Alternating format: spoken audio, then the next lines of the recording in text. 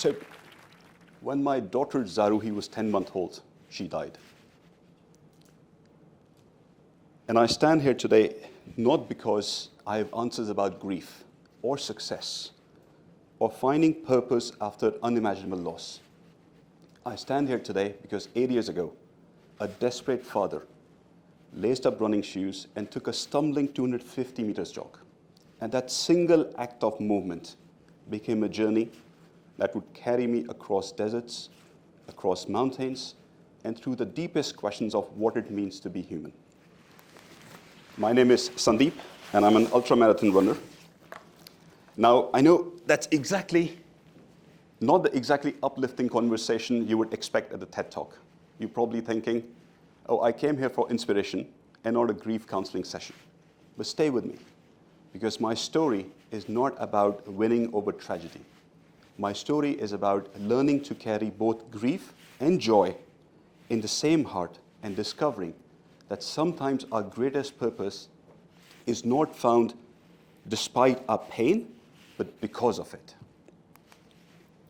Let me start with a confession. Before Zaruhi's illness, I thought I knew what success looked like. I was what you might call a successful person. I was climbing corporate ladders. I was collecting achievements. I was always reaching for the next goal. Here's a sobering statistics for you. The research shows that 80% of the professionals, they feel disengaged at work despite apparent success. I think many of us come back home sad, kind of confused, and saying, why I'm doing what am I doing? I was definitely part of the 20%. Though I was busy climbing to notice that I actually felt empty. Many of you are about to enter that corporate world. And let me tell you, the world will applaud your ambition. Our society rewards this hunger. It tells us if you're hungry, you're strong, you're driven, you're focused. No one will warn you that reaching at the top can feel profoundly lonely. I remember standing at what you could call a decisive step in my career, where I was looking everything around me that I had built, and yet feeling empty. Every achievement ultimately leads to just another mountain to climb. It's like you're running on a treadmill that's constantly speeding up. You're working harder and harder, but just to stay in the same place. That's what success has been defined. But I was lucky in life because life ultimately taught me what real mountains look like. What's the real struggle? What's the real success? Zaruhi, you can see on the picture, her name meant gracious one. She was born with biliary atresia. For people who don't know, it's a rare disorder that ultimately poisons the liver. Here's a fact. The disease that Zaruhi was born with, it affects 1 in 80,000 babies. Now, when you're dealing with something that uncommon, even the pediatric surgeons go, we don't know. It's fascinating as a parent that from Googling where are the best preschools, you suddenly become a reluctant expert in liver enzymes and surgical procedures that you can't even pronounce your name with them. At 10 months old, the doctors tell us she needed a liver transplant. Without hesitation, I volunteered to be the donor. Now, what else fathers are for, if not to offer themselves for their children? The success rate for living donor transplants in infants is around 80 to 90%. That seems like a very good odds. We were not in those odds. She was the lightest and the youngest kid in the world to attempt a liver transplant. I still remember in Singapore being wheeled into the surgery room, and I was whispering her name like a prayer. Zaruhi, Zaruhi, Zaruhi. The surgery left a scar across my chest, quite literally. She didn't survive. And in then one moment, all my definition of success, all my carefully constructed ambitions became irrelevant. The only metric that mattered was the one that I couldn't influence. That is my daughter's heartbeat. We simply lost her. And I'm still reminded of that failure daily as I look at my chest, at my scar. It's literally from all the way until down. Grief, I learned that day, is not the absence of love. It's a love with nowhere to go. Let that sink in. Grief is not the absence of love. It's a love nowhere to go with. It doesn't follow your schedules. It doesn't respect your timelines. It doesn't care about your career trajectory or 5-year plans. Now, research also tells us that 60% of the people experiencing profound loss, they receive adequate support. I was not in that 60%. I had a huge amount of well-meaning people around me. They would say things like, everything happens for a reason, or she's in a better place. And I always wanted to respond, really? Because the better place in my mind would be my kid playing in my living room with the toys. She's not there. For months after Zaruhi said, I was a ghost. I was literally a ghost walking through my own life. My liver never recovered from the nation. I was physically hollowed out. But the deeper wound was psychological, a thought that I couldn't escape, even today, that maybe I wasn't the healthy one, or I wasn't healthy enough to be the donor. Maybe my flawed liver was the one that failed her. And maybe I was the one who actually killed her. And that's a huge guilt to live with. Guilt, as I discovered, is grief's cruelest echo that follows after grief. 4 years later, suffering from depression, I wasn't looking the way that I look today. You can imagine double size of me. In June 2020, right in the middle of global pandemic, because apparently 2020 wasn't enough, dramatic, something inside me moved. Yeah? Something inside me broke. Or maybe finally it began to heal.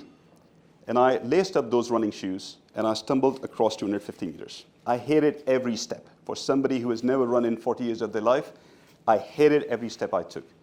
If you want an imagination, imagine a big fat washing machine with legs. That's what I was that day.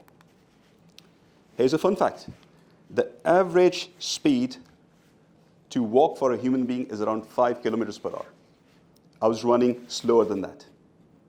But for the first time in my life, I felt something was shifting. Yeah? According to neuroscientists, aerobic exercise increases production of brain-deprived neurotrophic factor. It's a huge acronym, remember, as a BDNF. What it simply means is that it's a chemical which allows you to rewire your brain itself. Who knew that the prescription for a broken heart might be as simple as moving your feet? That's what we all have to do.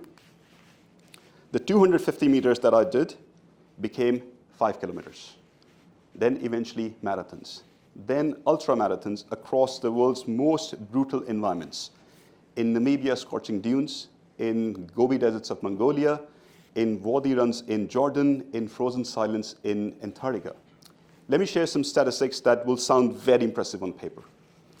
I have completed all the world's 6 major marathons. That includes Berlin, London, Tokyo, I'm forgetting the list now, Boston, Chicago, and New York.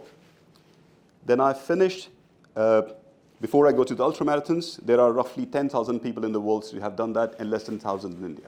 Definitely sounds impressive on paper. I finished 250 self-supported races across all the continents in 12 months. When I say self-supported, what it means is that everything that I need goes in this little bag. All the food, all the medical supplies goes in this bag, and this is what I run with. And I did that in 12 months, and in that I became the first Indian, first Dutch, first resident of Qatar to achieve what we call Grand Slam. I went crazier. I ran all the way from Everest down to Kathmandu. And the list goes on, because I would probably run crazier places and distances. But what these numbers don't tell you is that I wasn't running to break records. I don't like glory. I don't like records. I don't like trophies. I don't like medals. I'm running just not to break completely as a human being. In 2022, life wasn't done. I had a heart stroke. And later in the years, my mother started her battle with terminal cancer. And all these challenges, they make you feel life is unfair. Why this is happening with me? When will these challenges end? And that's where I draw the learnings from my running. In ultramarathons, we athletes face what we call the wall. The first wall comes in around 30 kilometers if you're running a marathon, where your body simply gives up. It doesn't move, and you think it's a terrible, terrible idea, but you have to go longer. The next wall comes around 100 kilometers, then it comes around 150, And eventually your mind comes to a point where you realize that these walls aren't obstacles. They are actually teachers. They are teaching you something. In these deserts which I run, the temperature goes around 50 degrees during the day. As I said, you carry everything you need for 6 days on your back. The food, the water, the medical supplies, your sleeping bag. So every gram matters. To give you an example, I will cut my toothpaste and toothbrush into half because it will reduce the weight by 4 grams. I will carry just enough calories to survive the day. A human being needs a minimum of 14,000 calories for 7 days. That's what I carry in my bag, in this little bag that I showed you. That's what the ultramarathons do to you. But here's the thing about running alone in deserts. You cannot outrun your thoughts. You cannot Instagram out of introspection. All you have to do is put one foot in front of other and hope that the forward momentum leads to somewhat meaningful life. Also, you might know, but let me state the obvious, there is no internet in the deserts, so your overthink is your primary entertainment. Now, in the isolation of these deserts, where you are stripped of all the comfort, you discover what's left when everything else in your life falls away. You can't outrun grief, but you learn to run with it. People often ask me, and I'm sure many in the audience are wondering, how do you run 250 kilometers carrying everything you need on your back? But that's the wrong question to ask. The right question to ask is, how do you carry the weight of loss and still choose to move forward? And the answer is not about physical strength. It's about redefining what that strength means. I used to think that the strength is about climbing higher places. It's about never slowing down. It's about chasing titles. It's about chasing money. It's about chasing success. Now I think it takes greater courage to pause, especially in a world that celebrates constant motion. Success for me is not about finding meaning in the destination, but it's in the willingness to keep walking today. Look, I've lived many lives within this one. There's a version of me I still remember who counted coins with trembling fingers because I was extremely poor. I have a version who has achieved all the wealth and recognition, so I've seen the two spectrums of life. I've been a desperate father in a hospital room. I've been a broken man who's learning to breathe again. I have been a runner crossing finish lines in memory of a daughter who will never cross any lines.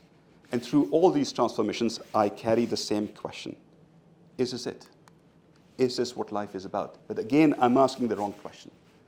The question isn't whether this moment, this achievement, this life is it. The question is, am I present for it? Success, as I've learned, is not a destination you arrive at. It's a state of mind you return to, a quiet knowing that you have enough. You are enough exactly how you are. My father used to tell people who would repay his kindness. And he would often say, come to my funeral. I didn't understand. I was like, what was it? Why do you keep telling people come to my funeral? And I understood that when he died, because hundreds of people whose life he had quietly touched showed up. He knew that the ultimate repayment for love is not gratitude, it's presence, showing up. That's what matters. Being witness to someone's story. I didn't set out to become a grief counselor or a motivational speaker. That wasn't the aim. I just keep showing up at races, in online communities, for other parents facing similar losses. It turns out that sharing about your worst day can actually become someone else's lifeline. My daughter Zaruhi lived for 306 days. But her presence, her story, continues to ripple outward. In every mile I run, in her memory, in every patient facing the similar issues whom I sit within in their grief. For every moment, I choose bitterness over hope over despair. I'll use one interesting thing I read on Instagram about a story. If you are bitten by a snake, would you rather focus on your healing, or would you rather find the snake and crib, I didn't deserve this? That's a choice you have to make. I choose to focus on the healing. And that's what I really want all of you to do. Because some lights, they once lit, they never truly go out. They just learn to shine differently from inside us, illuminating paths we never would have walked otherwise. So as I said, I don't stand here today as someone who has overcome grief. I stand here today as someone learning to integrate it, to weave loss into a fabric of a life that continues to unfold. I had a heart stroke, I had a liver transplant, I have an ankle in my rod, I have a knee surgery, I have hypertension. So I'm sure life will bring a lot of episodes to me. Now, 8 years later, I still place my hand over that scar on my chest on some nights. But what has changed is that it's no longer a wound. It's a vow etched in the flesh. A vow that I will live this life fully, to live fearlessly, to honor her memory, not by standing still, but by moving forward. The road that once felt like an escape has now become a pilgrimage for me. Each step is a meditation on endurance, on presence, on the fierce reality of being alive, to feel both heartbreak and joy. Now, you don't need to lose a child to understand this truth. The statistics tells us that by the age of 50, most of us will face significant loss, either death of a parent, a serious illness, perhaps a divorce, loss of the job, or the dreams that simply won't materialize. This isn't pessimism. This is probability. This is reality. But here's the thing about humans. We are remarkably designed for resilience. We all today are running towards something, or we are running away from something. We all are carrying weights that the others cannot see. We all are searching for meaning in a world that can feel both beautiful and heartbreaking at the same time.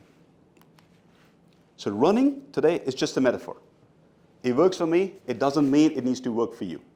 The invitation today at this stage is not for you to start running or run faster or achieve more or climb more mountains. The invitation today is to ask better questions. The 4 questions I want you to think about in every moment. What am I running towards, or what am I running away from? What weights am I carrying, and how I'm going to carry them with dignity? How can I be present for this life, this moment, and this breath? And lastly, what legacy am I creating with each step that I take? There are no neat endings to a story like mine. There is no final page where the grief suddenly transforms into pure joy. That's never going to happen. Instead, there is integration. The slow, the sacred work of learning to carry both sorrow and gratitude in the same heart. The long road home is not about returning to who you were before grief changed you. The road is about becoming who you were meant to be because of it. Zaruhi's name meant precious one. She was, she is. But so are you. So is this life. So is this moment. So is the courage to keep running towards meaning, carrying your griefs and joys together until you will find your home to yourselves. Thank you. Thank you for running this distance with me today.